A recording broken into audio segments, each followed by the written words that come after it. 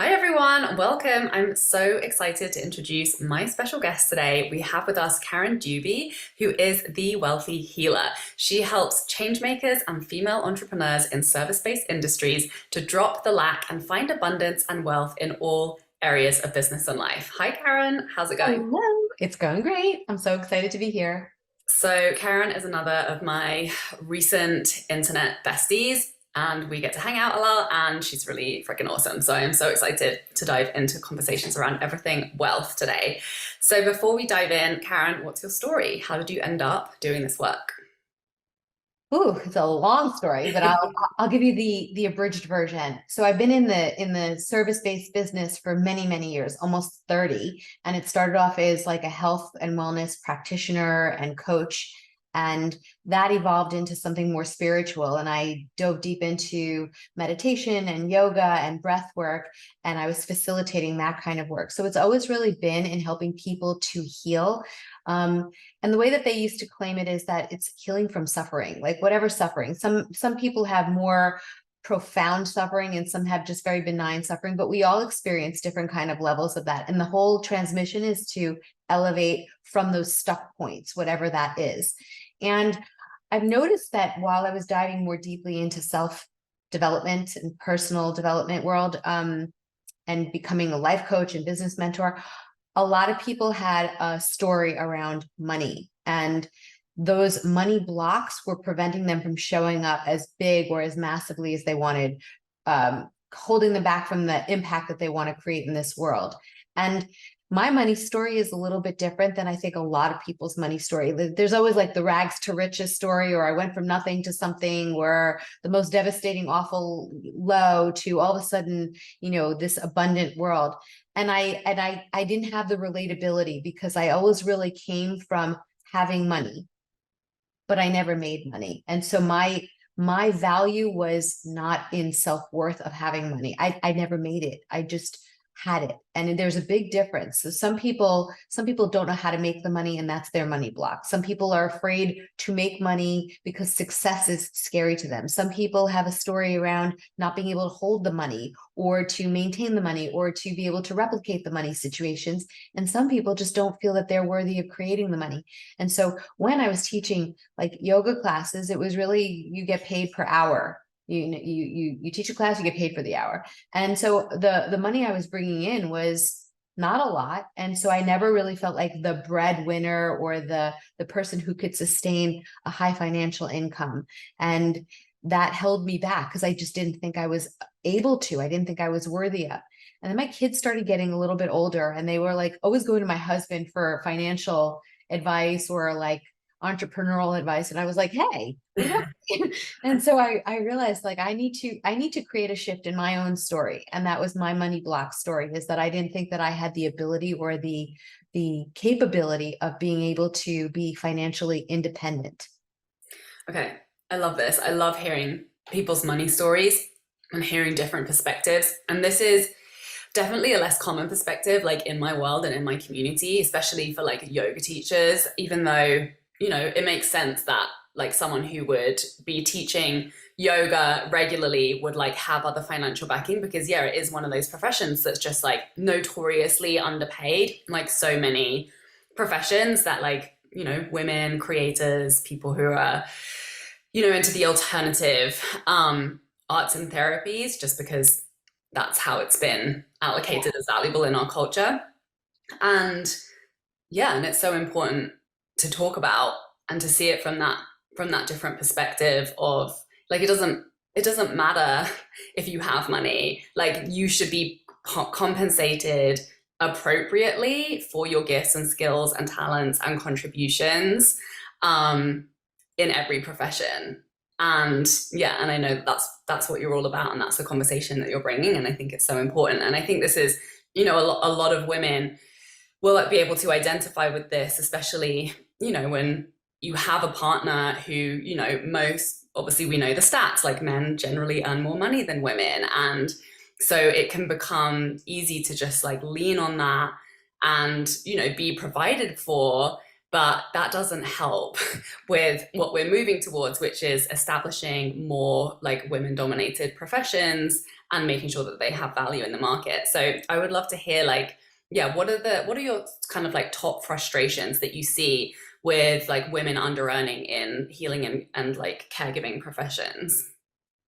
It's a great question. I could tell you from an experience that I had. There were several of these experiences that weighed heavily on me at the time. One was when I was teaching classes and I was requesting a certain pay structure.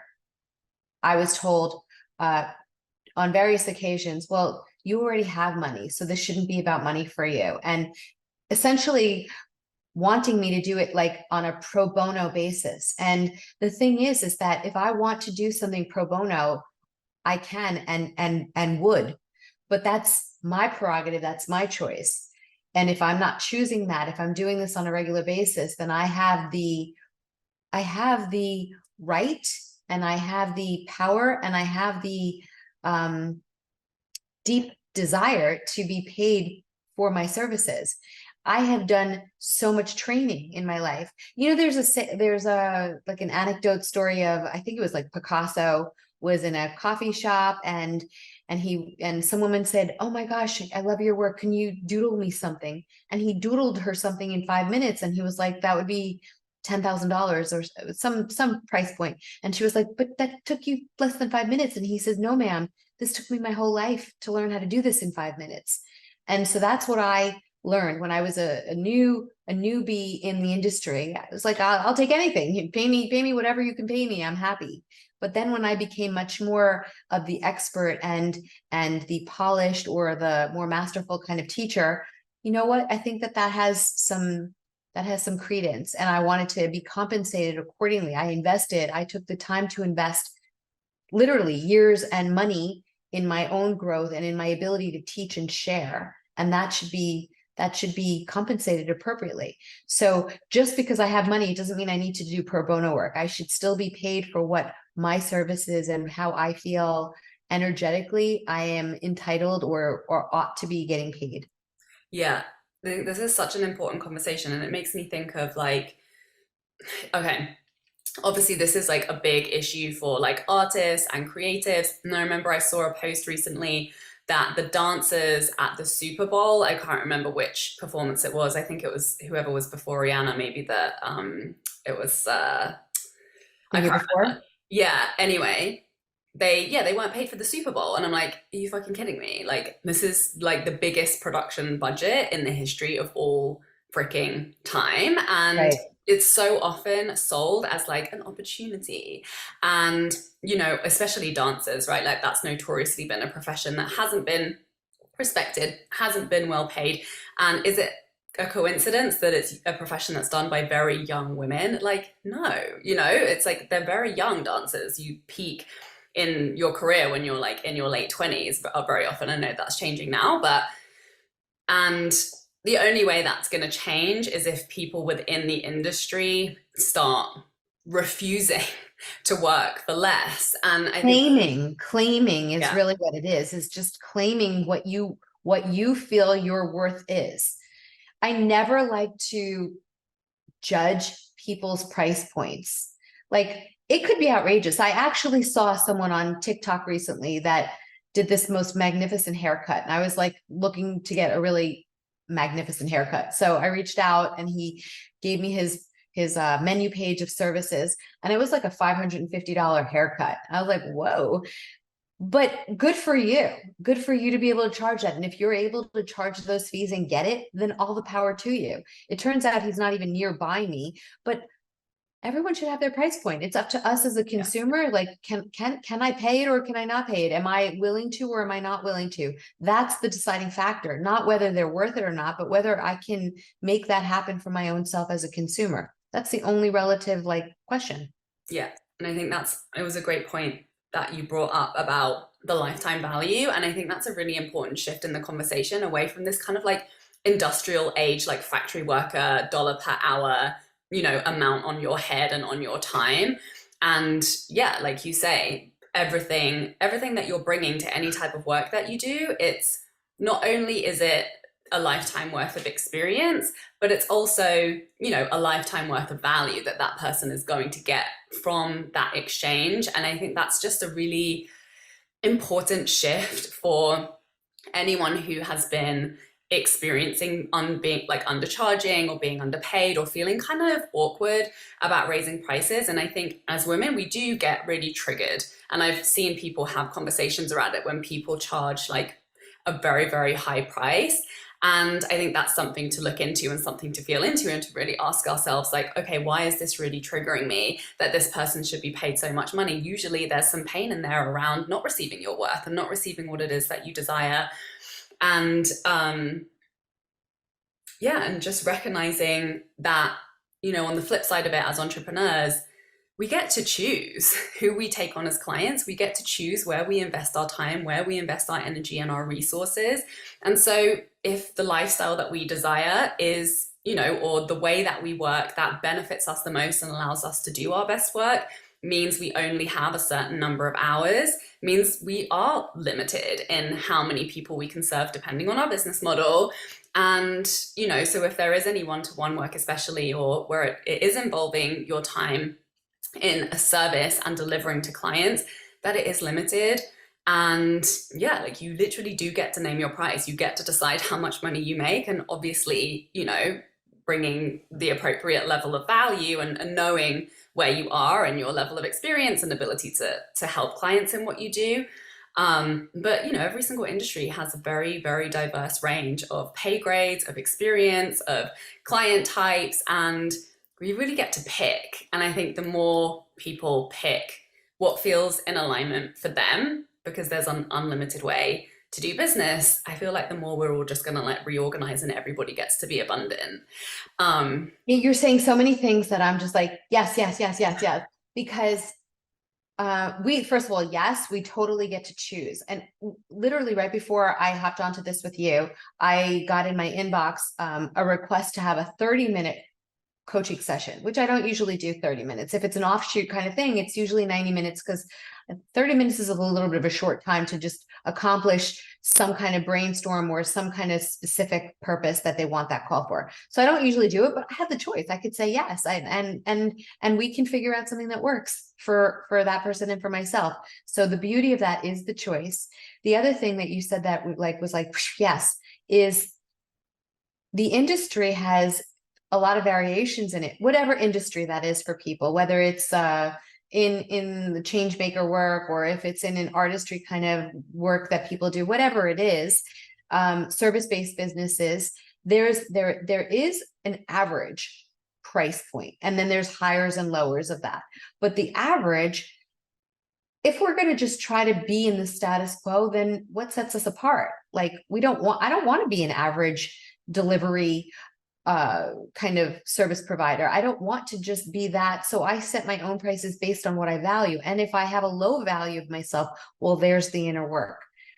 There's the inner work that has to happen, because if I want to produce a greater revenue or more profitability or just more income, I have to do the inner work to feel like I am more worthy than the average price point. That's what sets people apart. Hi loves, I wanted to let you know that I made a special free gift just for you. It's called the Cash Injection Ritual, and it's my 3-step method that you can use to create extra cash sales starting today. I used to suck at making consistent money, and I believed I would never be good at sales because I refused to do anything that feels out of integrity.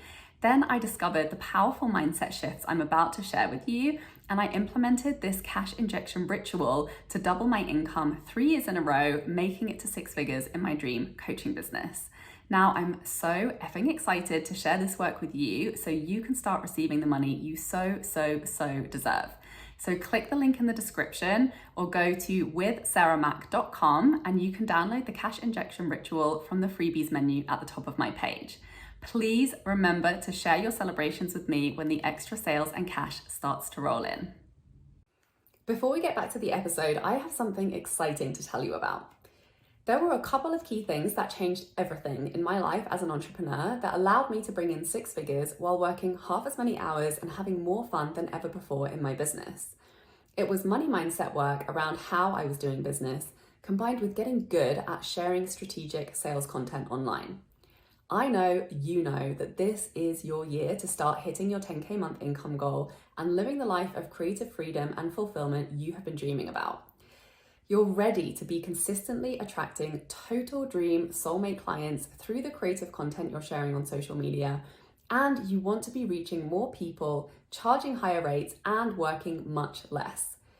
So I'm very excited to invite you to join me in Freedom Club, my mastermind, where you'll receive tailored high-level support to master the skills that will create your dream life and six-figure dream business starting now. With focused weekly trainings and coaching calls to find the clarity on your content that's going to make you the most money, to design a simple, fun launch strategy you'll enjoy following through on, plus daily support and feedback from me in the Voxer chat, you'll find that sweet spot in your business where you're the most confident in your work, having the most fun, and making the most money. Go to withsarahmac.com/freedom club to apply now. Now let's get back to the episode.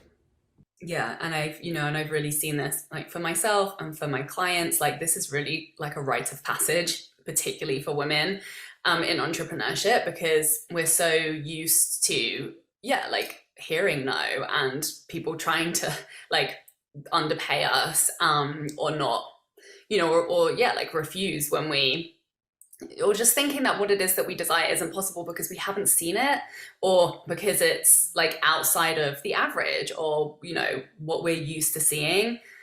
And it's a challenge sometimes, and I had to go through that, where it's like you literally have to write down like all of the reasons why you're valuable, and actually be able to speak those, to name those, to identify those, to articulate those, because it is different. I'm sure anyone who is a coach or an online entrepreneur or a content creator or an artist, you're used to people being like, what do you do exactly? Like, I don't get it. Like, no one gets it, because they're emerging professions, and it's still an emerging industry, and it's a new thing for women to stake their claim and be very well paid for intellectual property, like over and above even just like labor or healing services and things like that. So acknowledging that it's a new idea for our culture, and that we're leaders in our own kind of like unique expression of our professions within whatever industry we're a part of.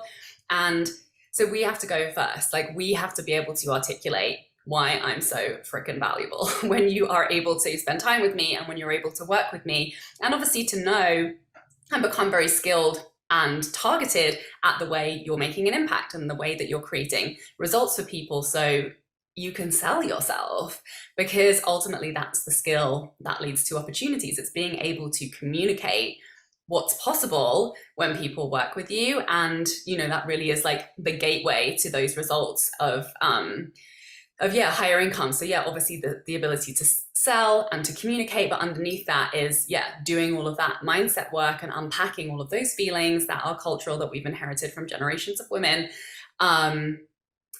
to actually feel like it's possible to actually take the action to do those things. So I would love to hear for someone who's like resonating with this conversation, is like, I definitely need to do this work. Like, where would you recommend they start?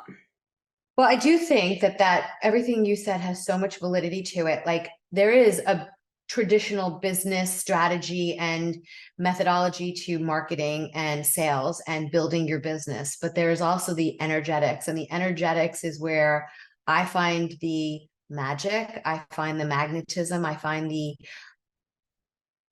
beauty, because that is what really allows people to be attracted into our world. I don't want to chase clients. I don't want to chase the person who I want to work with me. I want to just kind of show up and attract the people that want to be moved and activated. Like, there's a big difference as a coach to have a call with someone that you're like trying to be like pulling and getting all of the stuff out of them, and like really like, come on. It's like a heaviness when you're like, come on. But the woman who is like ready and is self-led and is like, I don't know what to do, but I know that I want to do something. They don't need the answers. They just need to know that they're like ready. And when they're ready, there's what really exists as a desire. I desire something more, whether it's in relationships, whether it's in money, whether it's in personal health and wellness, whatever it is they're desiring, more joy, more freedom, more love, more ease and flow. And the money mindset is just one element of the makeover that happens when you're willing to do the internal work. And that's the kind of person I would love to work with. I feel like I don't want to just inspire my clients. I want to feel inspired by working with them. And so I forgot what your original question was, say it Yeah, again. like, do you have like a tool or an exercise or something that, someone can kind of tangibly take from this conversation to start working with? So I think that part of it is that like we all have an inner child. We all have that, like, I want it and I want it now, or she did that to me and I'm upset, or when someone does something to us and we're feeling triggered by it, it kind of essentially is that we're not in our magnetic personal power in that moment. And so when we create the bandwidth of our emotional intelligence and we're able to like say, you know what, I see you said that and it bothered me, but I can still stay in my power. That's when I can be in my most attractive energy. It's something that like when you own that magnetism, you can like turn it on, you can turn it off. It's not a sexual energy, it's a magnetic energy. And it's something, it's like an inner confidence.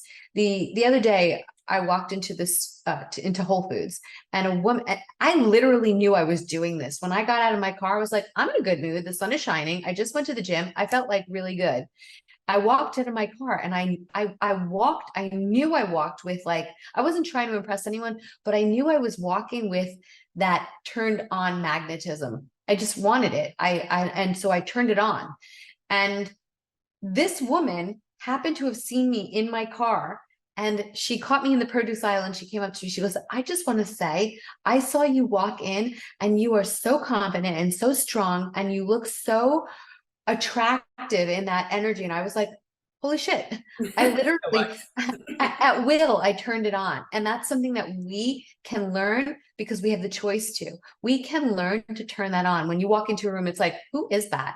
And because I don't always want that energy, like if there's a bunch of men and I just don't really want to have that to me, or I want to just be a little more anonymous and not have it, I can actually kind of dim it and at will. And I think that that is the most powerful thing that we, especially as women, I think can tap into, but men can do it too. I think when men have the ability to tap into the feminine energetics, they can tap into that because it's being like open and receptive. So it's tapping into that inner sense of who we are. And a lot of times we turn off that inner child, like that wants it and wants it right now. We suppress it, or we think like that's like the shadow work of us, but that shadow work is actually helping us to effortlessly manifest everything. Yeah, I love that. And I think to break it down in terms of like, what are some ways that we can start to play with this kind of energetic experience to get, yeah, more of like a tangible awareness of like how to turn it on and how to turn it off, and like our ability to choose to be in that is to just prioritize things that make us feel good. Like you said, you were at the gym, like it was a sunny day, focusing on the things that fill you with gratitude, that make you feel good. Like I always get my clients to do a dream life to-do list. Like if you had like $1 billion in the bank and you got to do whatever you wanted with your life, what are the things that you love? Like what are the things that you love most in life? And then to make that your life, to prioritize those things. And very often, it doesn't matter how much money I have in the bank. I always love to do yoga. Like I always love to spend time with friends. I always love to spend time in nature, cook delicious food, sing and write, make videos, make music. And so having a practice for me of doing something creative for myself every day, whether it's just like improvising on guitar, whether it's doing some writing or some journaling and like sitting there in my favorite chair with a cup of tea, like when I pour into me, when I feel good, that's always when I open up to inspired ideas. That's always when I feel that motivation to like show up and share and to like give, because I've given to myself first. And so, obviously it's going to look a little bit different for everyone, but I love that awareness that you've just brought to that, because it is such a subtle thing to kind of tune into. So yeah, I think that's a Yeah. great So I invitation. think that one of the most common things that people will bring, no matter what industry that they're in, is I don't have time, or I can't seem to find the time, or it's around time, and time is so subjective. The thing is that we forget to prioritize self-care, and we think that it has to be a lot of it in order for it to become potent for us. Like, I have to do an hour and a half yoga practice. I have to meditate for 45 minutes. I have to go to the gym for an hour and do an hour of cardio, blah, blah, blah. And we think it's like, has to be such a big chunk of time.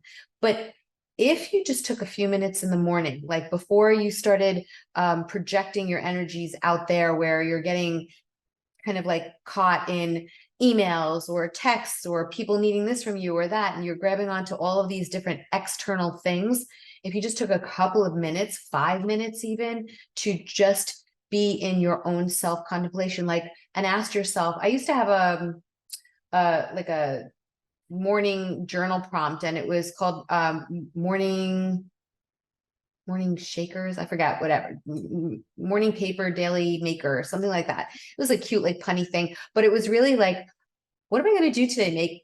What is one thing I could do today to make it a great day for me? Because things happen, and you may get a flat tire, and stuff might kind of put an obstacle or a thorn in your day, but like, what can I actually do consciously to make this day a good day for myself? And you only need a few minutes of time to be able to create that self-care. And the more that you start feeling the results of great self-care, the more that you're going to easily give that time. And so that's where, like, I think that we really start to create a love for ourselves, and that the awareness is the biggest thing, like, to make the changes, is self-aware. Yeah, I agree. Like that awareness is so key. Like whenever I'm consistent, that's why I literally like have a habit tracker around this. And when I play guitar for 10 minutes a day consistently, like I make more money, I have more energy, like I have more fun, I'm way more productive. And it's like just 10 minutes. And it's so easy as soon as, like, yeah, an emergency crops up, or like you go through some ill health, or you just get really busy. It's like, it's always that thing that seems to just like drop off the to-do list the most easily. And I'm like, no. It's Yeah. like mindset work. Oh, I don't have time to do any like mindset or journaling or visioning today. It's like, no, like those 5 minutes are like the most important that you can spend in your entire day. Like when things get busy, those are the things that it's even more important to become like unwaveringly non-negotiable with. So I So think I have two different strategies for all of the listeners. There's two different things that I think are really awesome exercises that you could do. One is called an energy audit.